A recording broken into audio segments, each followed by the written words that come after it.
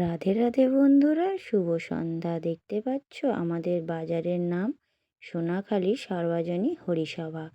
আমাদের এখানে কিন্তু এই বাজারে যে বড় একটা হরি মন্দির রয়েছে, দুর্গা মন্দির, হরি মন্দির ও কালী মন্দির, একসাথে যে তিনখানা ঠাকুর দেবতার মন্দির রয়েছে, এখানে কিন্তু প্রতি বছরই হরিনাম হয়। তো এই যে দেখো, এই হচ্ছে আমাদের হরিনামের প্যান্ডেল। আজ তো শুরু হয়নি, হচ্ছে আজকে 4 দিন ধরে। প্রথম দুদিন হয়ে গেছে ভগবত পাঠ, আর এই যে আজকে হচ্ছে দ্বিতীয় দিন, হচ্ছে লীলা কীর্তন। তো আমরা দ্বিতীয় দিনে এসেছি একটু দেখতে রাত সন্ধ্যাবেলা। প্রতি বছর আমি আর আমার বর মানে রাসটা দেখতে যাই। কীর্তনের যে রাস হয়, রাসের আগে একটা পালা দেখি আর রাসটা দেখি, সারা রাত আর কি দুজনে থাকি। বেশ 5-6 বছর হচ্ছে দেখছি। তো এই যে দেখো, আর দ্বিতীয় দিনে এলাম দুজনে একটু সন্ধ্যার দিকে সময় করে। তো এটা ছিল মন্দিরের ভিতরে, ভগবানকে ভোগ দিয়েছিল, যার জন্য ভগবানের দরজা আর কি বন্ধ আছে। আর এদিকে দেখো মন্দিরের ভিতরটা, এই ফুলগুলো কিন্তু অনেক মানুষকে দিয়ে হাতে তৈরি করা। ফুলগুলো কিন্তু দেখো কত সুন্দরভাবে তৈরি করা। ফুলগুলো ডিজাইনের ভিতরে কিন্তু স্বস্তিক চিহ্ন রয়েছে। এই ফুল দিয়ে প্রতি বছর প্যান্ডেলের বাইরেটা সাজানো হয়, আর এবছর মন্দিরের ভিতরে দিয়েছে। এই যে দেখো, মা কালী আর ওই যে বাবা বড় ঠাকুর, এই হচ্ছে মন্দির এখানে। আর মাঝখানে রয়েছে রাধা গোবিন্দ, আর ওপারে রয়েছে মা দুর্গার মন্দির, মানে দুর্গা পুজোতে ওখানেই দুর্গা ঠাকুর ওঠে আর কি। তো যাই হোক, আর এখানে অনেক লোকের ছবি দেওয়া রয়েছে যারা মন্দিরে মানে পুরনো অনেক মানুষরা মন্দিরের পিছনে অনেক কিছু দিয়েছে, সেরকম মানুষদের কিছু ছবি আছে, সেগুলো আমার ছেলে আমাকে জিজ্ঞেস করছিল। তো আমার ওই বিষয়টা ভালো জানা নেই, তা ও জিজ্ঞেস করছে আমার দাদুর ছবি এখানে নেই কেন। তা আমি বললাম যে তোর দাদু তো সবে ধরো 3 বছর হচ্ছে মারা গেছে, আর ওরা অনেক অনেক আগের বছর, মানে অনেক আগে আর কি। আর এই যে দেখো, এদিকে মন্দিরের গেট, মন্দিরে দুটো তিনটে গেট এখন খোলা রয়েছে। তো যাই হোক, এদিকে কীর্তন চলছে আর সামনে প্রচুর লোক।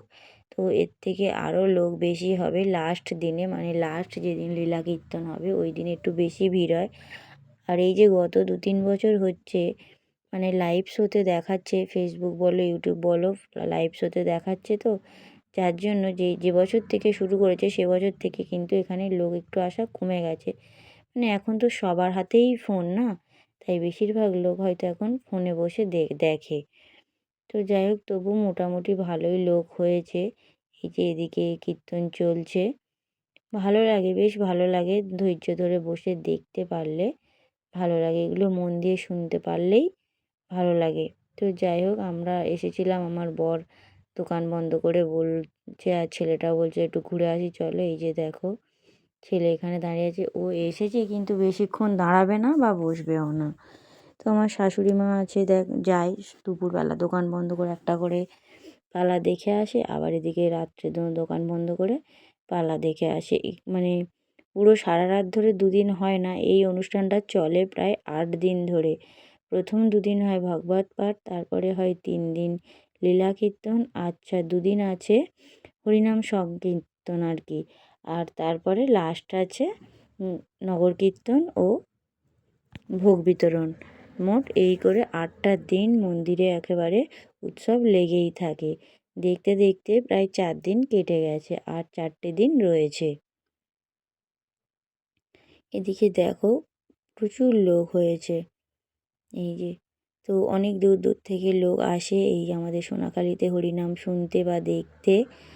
তো এই যে, তো আগামীকাল মানে যেদিন লাস্ট লীলা কীর্তন হবে সেদিন আরও বেশি ভিড় হয়।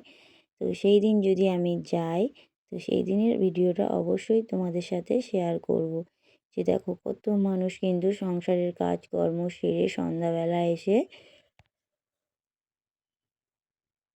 ভগবানের দরজায় বসেছে ভগবানকে একটু দেখার জন্য, একটু হরিনাম শোনার জন্য।